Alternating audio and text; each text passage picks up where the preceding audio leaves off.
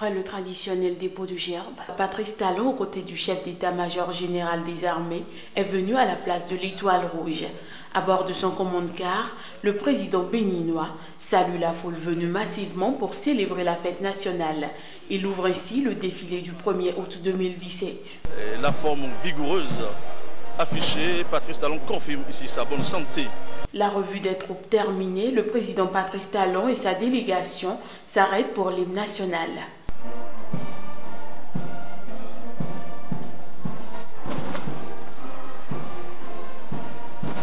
Le président béninois peut maintenant rejoindre la tribune officielle où l'attendent les présidents des différentes institutions du Bénin et son épouse Claudine Talon.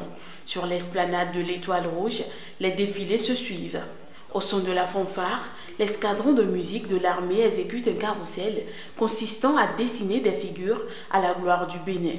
Juste après, un défilé pédestre est exécuté par des composantes des forces de défense et de sécurité. Ces unités sont présentées par le 3e peloton. Le détachement de la police nationale.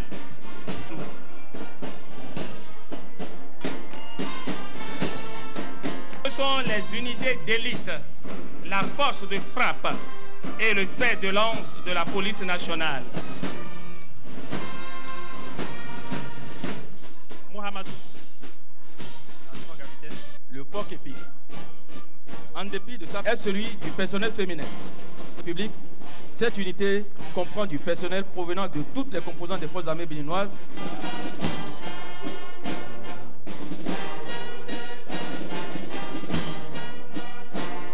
Pour finir, un autre défilé motorisé est exécuté par les matériels majeurs des forces armées béninoises. Un 57e anniversaire de l'indépendance du Bénin, fêté donc en toute sobriété.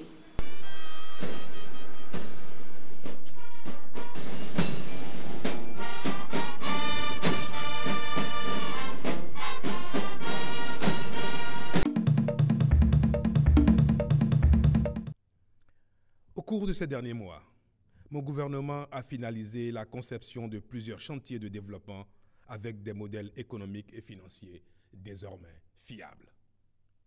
Ces projets, dont la viabilité et la pérennité sont assurées, sont sur le point de voir le jour dans le cadre d'un aménagement équilibré du territoire.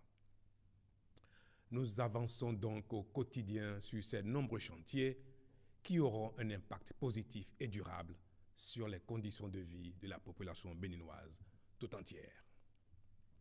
Il s'agit notamment de la sécurité dans nos villes, nos campagnes et sur nos axes routiers, de la fourniture et de la distribution de l'eau et de l'énergie électrique, de l'éducation avec l'installation prochaine du Conseil national de l'éducation nouvelle génération, de la mise en place d'un nouveau système de santé pouvant garantir des soins de qualité, de nouveaux mécanismes de protection sociale, surtout en faveur des populations vulnérables, de la modernisation de la gestion des déchets dans l'agglomération du Grand Nokoué, du développement agricole et de l'amélioration des revenus des producteurs agricoles, du lancement de la Cité internationale de l'innovation et du savoir à Sémépodi, de la promotion immobilière, de la finalisation des projets touristiques sur les sites prioritaires de Abomey, Alada, Ouida, Porto Novo et Niki,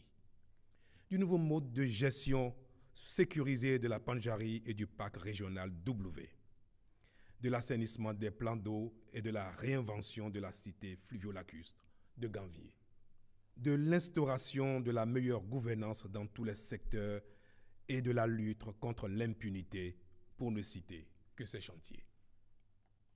Pour réaliser tout cela et l'inscrire dans la durée, je reste persuadé que chaque compatriote est convaincu qu'il n'y a pas de réponse concrète et durable aux aspirations individuelles et collectives sans une économie bien structurée, une justice crédible et des services sociaux de qualité. Nous y travaillons tous ensemble et je vous félicite pour les sacrifices que vous y consentez. J'ai décidé d'instaurer, pour compter de l'année 2018, l'initiative présidentielle de promotion de l'excellence.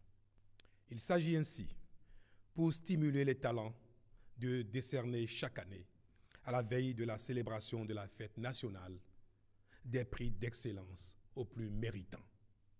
Nos meilleurs élèves et étudiants, agriculteurs, artisans, artistes, journalistes, hommes et femmes de lettres et d'autres encore se verront décerner ce prix sur la base des critères de qualité et de compétence qui auraient permis de les identifier. Enfin, conformément à la tradition, à l'occasion de notre fête nationale, j'ai décidé de gracier certaines catégories de prisonniers.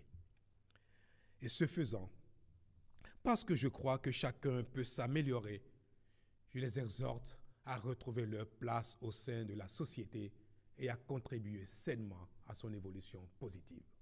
Ensemble, nous sommes plus forts et notre pays connaîtra un beau dessein. Vive la République, vive le Bénin et bonne fête à tous. Je vous remercie.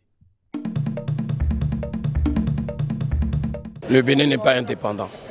Le Bénin n'est vraiment pas indépendant. On serait indépendant le jour où on avait accepté la révolution. Mais les cadres de ce pays ont toujours détourné les idées, ont toujours pillé les idées. Ça fait que la révolution a basculé. Ils ont mal géré la révolution. On n'est pas indépendant parce que toute décision, ce n'est pas au Bénin. Toute décision vient d'ailleurs. Donc le Bénin n'est pas indépendant. Ça, c'est ce qu'on fait pour dire que le Bénin est indépendant. Quand vous rentrez dans le secret des rois et que vous voyez tout ce qui se passe, la gestion qui est faite de ce pays-là, vous voyez le président là seulement. Il y a des dictats qui viennent de loin et lui-même ne peut pas outrepasser. S'il outrepasse, le lendemain, il est sauté. Le Bénin n'est indépendant à rien. Parce que l'indépendance, quand tu es indépendant, tu dépends de toi-même. Nous continuons de commander. Nous continuons pour notre santé même. Il faut qu'on nous vienne. Où est l'indépendance? Et qu'est-ce que nous avons pour être indépendant? On n'est pas indépendant. Pour être vraiment indépendant, il faut apprendre aux Béninois de travailler. Apprendre parce que c'est ça qui nous manque et c'est ça qui fait que le Bénin ne peut pas avancer. On aime trop demander. Donc moi je souhaite à mon président, si vraiment on soit vraiment indépendant, là, on va nous apprendre aux Béninois de travailler. L'indépendance des pays comme le nôtre, pas seulement le Bénin, des pays comme le nôtre, ça reste discutable. Parce que la vraie indépendance, la vraie autonomie, c'est quand vous décidez de vous-même. Vous décidez, vous êtes libre de décider de votre avenir, de décider au nom de la génération actuelle et des générations futures. Mais on ne peut pas se dire indépendant tant qu'on n'est pas encore économiquement indépendant. Je pense que l'indépendance, c'est sur papier pour le moment. Il nous faudra travailler dur, gagner le pari de l'économie, le pari de l'emploi, le pari de la stabilité. Si dans les pays comme les nôtres, on est encore obligé de recourir à des forces extérieures avant de défendre l'intégrité de nos territoires, je pense qu'on ne peut pas encore se targuer de nous revendiquer être indépendants. Ça reste discutable, ça viendra, mais ça reste.